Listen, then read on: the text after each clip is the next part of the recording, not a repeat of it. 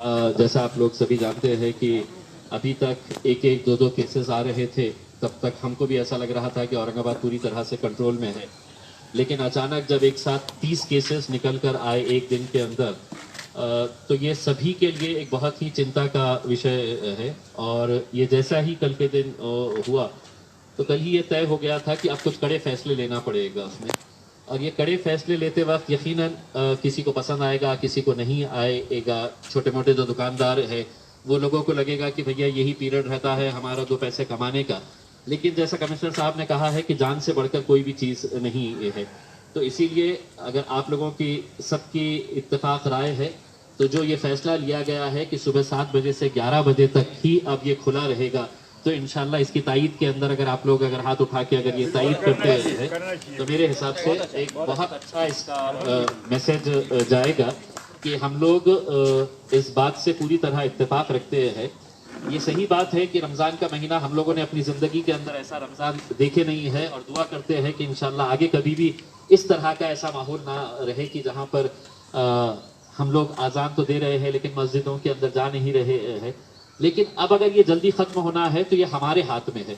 ये ना तो पुलिस रोक सकती है, ना कोई प्रशासन रोक सकता है। बड़े से बड़ा मंत्री आ जाए, प्रधानमंत्री आ जाए, खासदार आ जाए, ये हमारी अपनी खुद की जिम्मेदारी है कि हम लोग आज के बाद से किस तरह से बिहेव करते हैं। उस हिसाब से ये तय होगा कि कितनी जल्दी यहाँ से ये लॉकडाउन खत्म किया जा सकता है। ये बात सही है कि जो अशफाक कुरैशी साहब ने भी बात बताए है, मौलाना साहब ने भी जो बताए है, मोइज़ फारूकी साहब ने, कि जब कहीं पर कोई पॉजिटिव केस निकल रहा है तो वहां पे जिस तरह से गाड़ियां जाती है और गाड़ियां जाकर वहां पर एक ऐसा लग रहा है कि निकाल के लेके आओ, 15 को निकाल लो, ये 20 को निकाल लो, 25 को निकाल लो। और जिस तरह से अगर हम सही मानों में अगर उसका सीरियसनेस अगर दिखाना है, जैसा अशफाक कुरैशी के पास जब लोगों को निकाला गया तो एक ही गाड़ी के अंदर उनको बिठाकर है तो हॉस्पिटल लेके जाया गया। अब अगर हम सेफ डिस्टेंस की बात कर रहे हैं, सोशल डिस्टेंसिंग की बात कर रहे हैं, तो ये एक लोगों को उसका सीरियसनेस समझना चाहिए कि हम लेकर जा रहे हैं तो क्यों लेकर जा रहे हैं। आसिफिया कॉलोनी का जब मामला आया तो इतने सारे लोगों ने फोन करके कहा कि साहब हमारे को जबरदस्ती ले जा रहे हैं, हमारा तो कुछ है ही नहीं। वहां पे कुछ लोग खड़े रह के ये बोलना शुरू कर दिए कि अरे तेरे को तो कुछ है ही नहीं, तो काहे के लिए जा रहा है करके। अब दिक्कत यही है कि जैसा मेडिकली ये एस्टेब्लिश है कि किसी को हम में से अभी भी यहाँ पर अगर कोई पॉजिटिव कैरियर होगा तो हमको किसी को भी नहीं पता है, हमारे को किसी के पास भी कोई सिम्टम नहीं है। लेकिन वो एक खतरा बना हुआ है कि यहाँ पर एक जने के पास था, उसने उसकी वजह से, तो खुदा न करे ऐसा हो, लेकिन इसके ऐसा जरूरी नहीं है कि सिम्टम्स है। और ये चीज लोगों को बताने की बहुत सख्त जरूरत है। ये जो शिकायतें आई है यकीनन उसके ऊपर दुरुस्त किया जाएगा कि जब आप किसी जगह पॉजिटिव निकल रहा है तो लोगों को ले जाते वक्त उनको पहले काउंसलिंग करके वहां पे, जैसा मौलाना साहब ने बहुत अच्छा ये किया है कि ये अपने लेवल के ऊपर लोगों के अंदर बेदारी करेंगे। अगर कहीं पर पॉजिटिव निकल रहा है वहां पर अगर 4-5 जिम्मेदार लोग अगर जाएंगे, जिसके अंदर मैं चाहूंगा कि डॉक्टर साहब, शोएब साहब है, डॉक्टर सरताज पठान है, ऐसे लोग भी जाए कि मेडिकली भी उन लोगों को ये समझाए कि आप लोगों का जाना कितना जरूरी है वहां पर। देखिए, डॉक्टर पाडलकर मैडम जब बोलेगी तो वो एक महानगर पालिका के मेडिकल ऑफिसर की हैसियत से बोलेगी। लोगों को उनके ऊपर इतना ये नहीं रहेगा जब आप जाकर उनको समझाएंगे और ये कहेंगे कि भैया मेडिकल पॉइंट ऑफ व्यू से आपको यहाँ पर जाना बहुत जरूरी है करके। मैं मौलाना मोइज़ फारूकी साहब की बात से पूरी तरह से इत्तेफाक रखता हूँ जब उन्होंने ये बताया है कि जो फैसिलिटीज यहाँ पर होना चाहिए, खिलारख के अंदर जो क्वारंटाइन सेंटर बनाया गया है, लोगों को एक सही बात है कि लोगों को ऐसी दहशत हो गई कि यार भागो यहाँ से, पॉजिटिव हो गया है, कहीं तो भी निकल जाओ। क्योंकि अगर वो अपन पकड़े गए तो अपने को वहां पे खिलारख में ले जाना पड़ेगा और वहां पे पता चल रहा है कि यार वहां पे खाना नहीं मिल रहा है बराबर से, वहां पे टॉयलेट के इंतजाम बराबर से नहीं है। पांजड़े साहब, एक आध मर्तबा हो सकता है, ये मतलब ऐसा नहीं है, लेकिन हमारा, और हम तो आपको ये कह रहे हैं कि अगर वहां पे 200 लोग हैं वहां पे, अगर आपके पास, आप गवर्नमेंट की तरफ से ही कर रहे हैं, या तो किसी एनजीओ के ऊपर वो जिम्मेदारी दे दीजिएगा, या अगर नहीं देते हैं तो आप हमें बता दीजिएगा कि साहब ये सेंटर के ऊपर 200 लोगों को खिलाने की जिम्मेदारी आप लोग उठा ले। हम में से बहुत सारे ऐसे एनजीओ है जो ये जिम्मेदारी अपने लेवल के ऊपर उठा देंगे। एक जो डॉक्टर साहब ने एक बात कही है, कमिश्नर साहब, मैं आपको बताऊं, ये मुद्दा हमने पहले भी निकाला है। मैंने खुद ने जब एफसीआई से हमने डीएसओ साहब से बात की है, हमारे तरफ से भी बहुत सारे एनजीओ राशन किट ये वो बांट रहे हैं, मैंने खुद ने जब राशन लिया एफसीआई के जरिए, फूड कॉर्पोरेशन, तो मार्केट का जितना रेट था इन दी एंड जब मेरे पास आया तो पता चला वो एपीएमसी मार्केट का टैक्स भी उसके ऊपर लगा हुआ है, और जो मार्केट से हम जो पहले उठा रहे थे उससे ज्यादा रेट के अंदर हमारे को वहां से ये लेना पड़ा। तो अगर एनजीओस के लिए अगर कुछ सब्सिडाइज रेट के अंदर अगर मिलता है तो बहुत हद तक आपका जो सरदर्द है वो बहुत हद तक खत्म हो जाएगा कि ये लोग जिस तरह से काम कर रहे हैं, हम कर रहे हैं, तो वो वहां तक लोगों तक अनाज पहुंचने का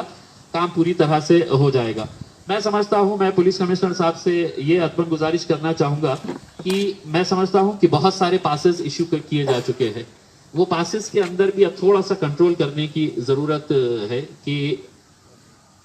जो जिम्मेदार है वो जिम्मेदारों को ही पास दिया जाए अपने अपने महल्ले के हिसाब से। अब जिस तय किया गया है कि 2-2, 3-3, 4-4 लोग, अगर समझ लीजिएगा नूर कॉलोनी के अंदर जब डिविजनल कमिश्नर साहब का फोन जब आया दोपहर में, तो मुझे खुद ये था कि मतलब जब डिविजनल कमिश्नर साहब वहां पर जा रहे हैं तो अगर उनको ये मालूम है कि यहाँ पर ये 3-4 लोग हैं जो वॉलंटियर्स हैं जिनके पास पासेज इशू है, वो वहां पर आए और वहां पर आकर है तो साथ में रह के लोगों को समझाने का अगर काम करे तो वो हिसाब से बहुत ज्यादा अच्छा रहेगा। दूसरा एक ये है कि आप जिस तरह के जो काम कर रहे हैं, मैं प्रशासन से अदबन अपील करना चाहूंगा कि देखिए रमजान का महीना है,